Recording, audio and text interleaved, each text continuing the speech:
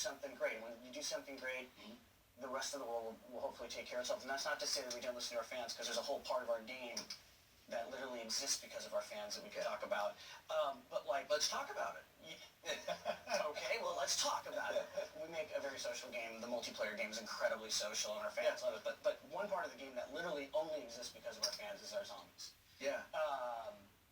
It was a passion project inside the studio that totally should never have, in any sort of like, I probably shouldn't even be here as a studio head, because I let this thing happen at a time when the development was strained and the team was, in a difficult place trying to release a historically authentic cinematic World War II game. And then you hear, have you heard they threw a zombie in there? It's a Nazi zombie, right? Everyone likes to kill Nazi zombies. So, it's a fun new game co-op mode. And I'm like, whoa, like, this hasn't been greenlit. Like, what's going on, You gotta try Did you just sort of start moonlighting on zombies, and you were just like, you know what, I have this idea, and I'm just basically going to beg forgiveness? Is that where that came from? I mean, the studio stuff, as Mark was saying, it kind of comes from the guys having a passion to create it, and just kind of toying things around and playing with stuff. And then putting it in front of Mark and kind of showing it and saying, okay, the temperature was good, okay, it's all good. Yeah. And I think Mark then went on a process of introducing it to our publisher bit by bit. We actually learned like a really valuable lesson about how to internally market features that were controversial through that process, because it was our first co-op experience as a team making a game that was cooperative, and we were just it was a thing that evolved over time as we were making the campaign game for co-op. We just learned and discovered that, hey, the most fun experiences are when you're defending together, and you're playing these kind of defense missions. Yeah. And that just was like, we should just make a mode that is just about defending and having waves of attackers, and that was where it kind of started.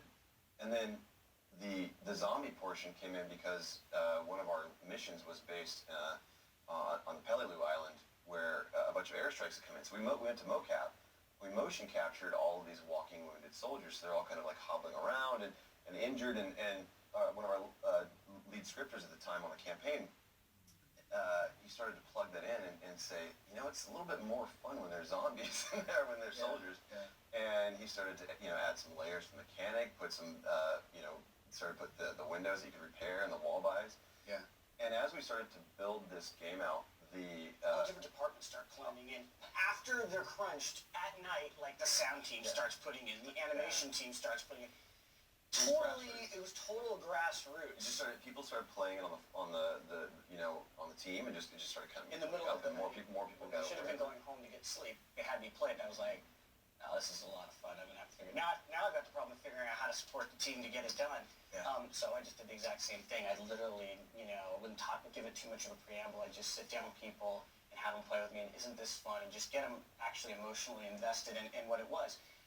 But that only goes so far in business, because this is as I talked to you about the origins of this thing, this is a authentic, cinematic experience inside of a historical setting. In this case, and World at War was a very intense, brutal, serious, World War II game. Yeah.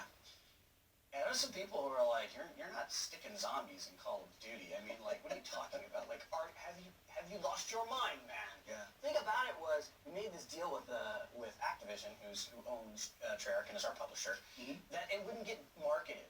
We wouldn't market this. It's okay. Let us release it as an Easter egg. After everyone's already experienced the artfully crafted, beautiful Call of Duty game that we've been working on for years, let them experience that game after the credits roll. We'll have this little surprise at the end. It's a lot of fun. I think people will enjoy it. Yeah. So they let us do that. And I think that very decision to actually not, and it's a very un-Call of Duty-like thing in this world to do, if you think about it, not promote it, not market it at all. The people who found it, who already got what they bargained for, they played their game. And they took it, they owned it, and that very same internet blew it up for us. Yeah. They took it, they got to own it. The fans of your game getting so excited about that it blows up. It becomes its own thing. Their support, their passion leads to...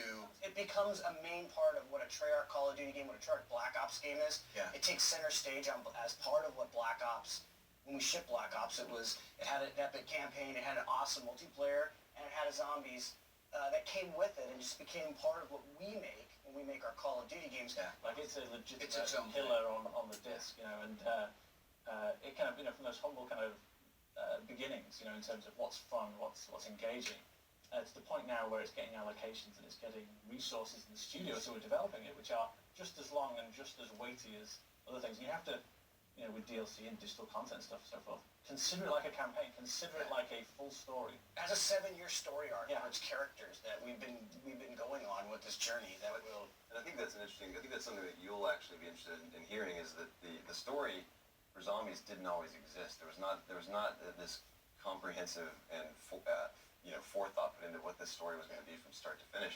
Yeah. We had very little fiction around it. I mean, it was the very first iteration of zombies was literally cobbled together from things that we found from other parts of the game. They were mute characters, right? Yeah. They didn't speak. Yeah. They didn't have any personality in that sense, right? But the community started to pick up on little